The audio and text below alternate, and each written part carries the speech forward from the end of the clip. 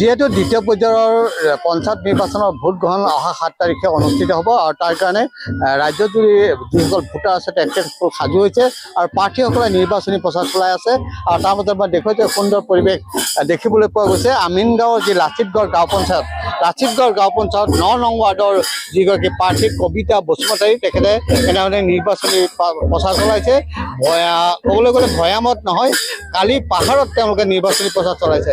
এয়া দেখিছোঁ যিসকল বড়ো ভাই ভনীসকল আছে তেখেতসকলে এনেধৰণে নাচি বাগি ইয়াতে দেখিছোঁ যে মাদলৰ সুৰ শুনিবলৈ পোৱা গৈছে আৰু যিসকল জনজাতীয় মহিলা আছে তেখেতসকলে এনেধৰণে জাতীয় সাজপাৰ পৰিধান কৰি এনেধৰণে নিৰ্বাচনী প্ৰচাৰ চলাই আছে।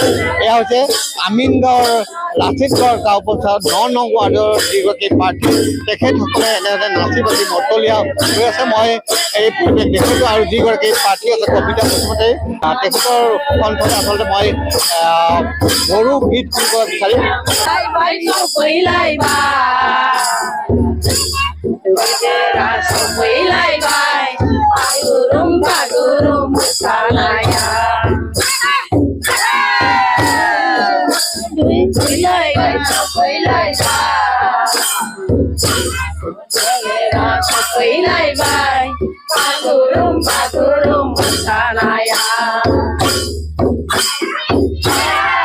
আমিনগাঁৱৰ কালি গাঁৱত এক সুন্দৰ পৰিৱেশ দেখিবলৈ পোৱা গৈছে আৰু যিগৰাকী প্ৰাৰ্থী আছে কথা পাতিবলৈ যত্ন কৰিম তেখেতৰ লগত কথা পাতিবলৈ যত্ন কৰিম। কেম্পাছৰ পৰিৱেশ দেখুৱাইছে।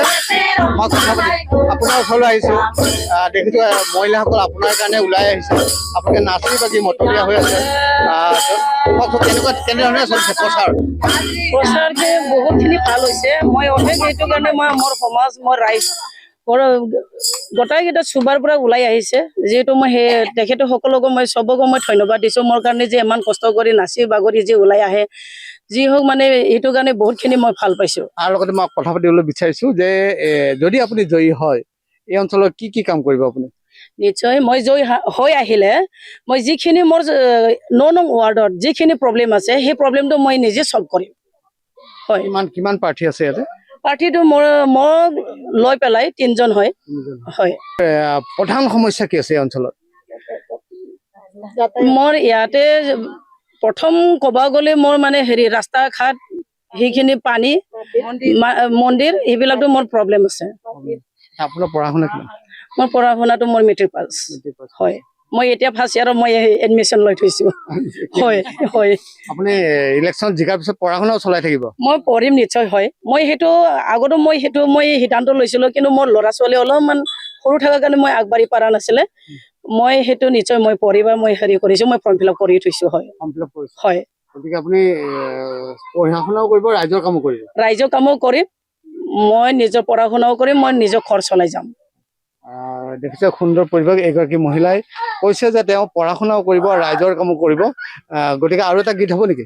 सान्दुंबो दुंजोबा अखाबो हाजोबा सान्दुंबो दुंजोबा